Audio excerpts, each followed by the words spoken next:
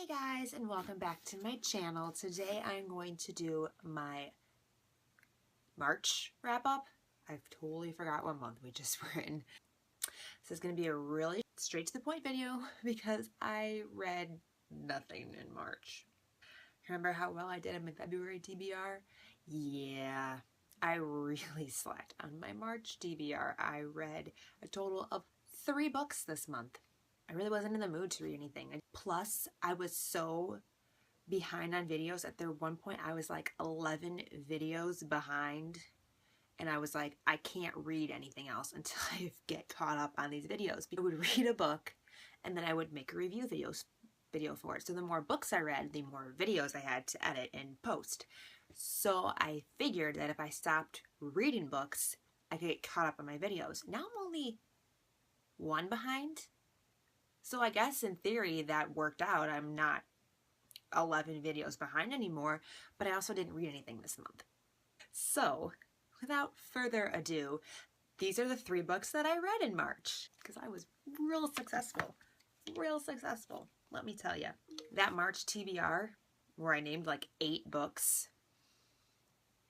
The first book I read this month, I read with a fellow YouTuber here. I read it with Mandy from Oh It's Mandy. This was my very first buddy read. First time ever reading a book with someone other than my mom. I was really excited about it, and it was super fun, and I loved it. I'm looking forward to doing more of these in the future because it was a lot of fun. First book I read this month was To All the Boys I Loved Before by Hann. I really enjoyed this book. I had heard so much positive feedback about this book here on YouTube that I was really excited this is the book that she wanted to read. And it was absolutely nothing like I was thinking because A, I never had read the synopsis for this book, so I had no idea what to expect, and B, I just really liked it. However, the ending I wasn't so much a fan of. But we'll talk about the positive things first. So for those of you who don't know what this book is about, like me, and had just heard wonderful things about it without ever being told what it is about this girl, her name is Laura Jean, and for every boy she's ever loved, she writes a letter to them. She's only like, 16 years old, and stores them in a hat box. And one day, this boy at school comes up to her and says, "So about that letter," and she's like, "What letter?" Turns out, somehow, mysteriously, her letters got sent out to these boys, and it's basically about these boys receiving the letters, and it was just so funny. I really enjoyed it. I liked the whole relationship dynamic between her and Peter, and I thought her younger sister Kitty was very funny. I really liked Kitty. She was just my favorite kind of character, you know, blunt, sarcastic, witty. She's 9 and she was awesome. I loved Kitty. However, I didn't like the ending. The ending of this book was very vague. It just ended with like no real conclusion, no real wrap up. I would have been really upset, and it probably would have ruined this book for me, and I wouldn't have liked it as much had I not known that there was going to be a sequel. But the sequel comes out in May. I can't wait to get my hands on that to read it. I know that Mandy was also kind of feeling the same way about the ending. She was kind of disappointed that it was very vague, but we're both really excited for the next one. And then after I finished that book, and this was in my March TBR as well, so I figured why not read it, and that was Sweet Evil by Wendy Higgins. It was very much in the same realm as Poison Princess, The Arcana Chronicles, and I love that series. It had that same like action and suspense and mystery, but at the same time it had all of that like forbidden love. So I really enjoyed this. It is about a girl, her name is Anna. She just turned 16, and she finds out that her father is a fallen angel and is one of the Dukes of Evil. The children of these fallen angels, these dukes, sole purpose in life is to influence other people to do bad things. And it was so cool and so interesting, and I just loved, I know his name is pronounced Kaiden, but I like Caden better. Oh, he was such a bad boy. He was such a bad boy, and I love bad boys. I cannot wait to read the next one. I'm so excited to pick that up. And there's a fourth one coming out this year, which is just the trilogy retold from Kaiden's point of view.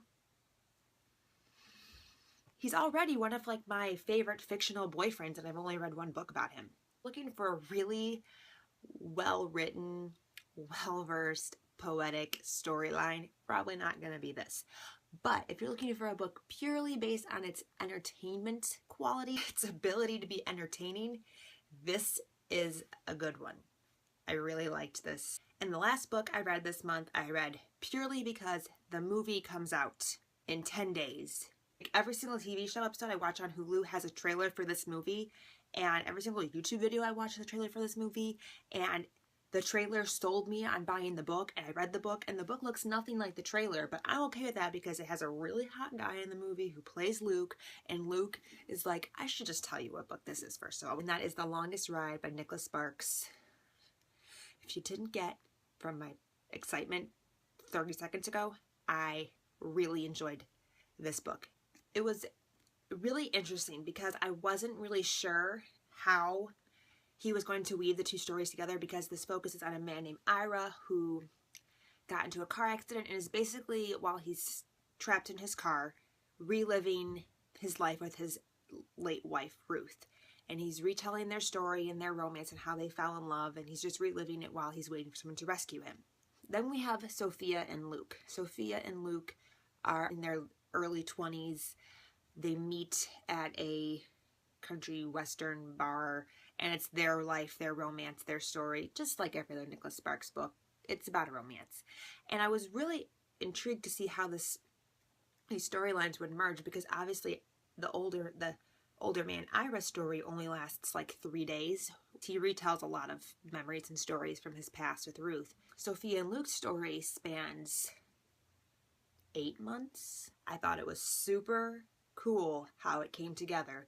He did a really good job weaving the two stories together. One of the better Nicholas Sparks books that I read. I'm really, really excited for the movie. This book had one of the best endings that Nicholas Sparks has ever written. I really enjoyed this one. If you're looking for a good Nicholas Sparks book, this one is a pretty good one. I actually enjoyed it a lot more than I thought I would. And that completes my March wrap-up. Like I said, I didn't read much of anything. I had a good month, not quantity-wise, but quality-wise. It's quality over quantity. Isn't that what they always tell you? Quality-wise, I had a really good month. Quantity, oh, we'll try better next month. Tell me what your favorite book was that you read in the month of March. What were some great standouts that you had? Thank you so much for joining me, and until next time, I'll talk to you guys very soon. Bye.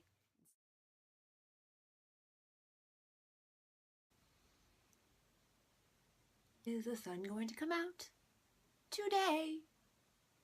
Bet about $1 that the sun is going to come out. Never. It's so cloudy. Flat as can be.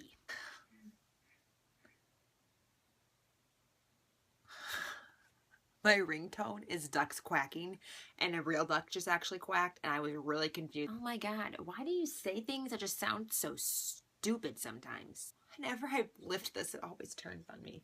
Turn back on. That's rude. No, come back. That's even ruder. My foot is like really asleep. Too high, like this.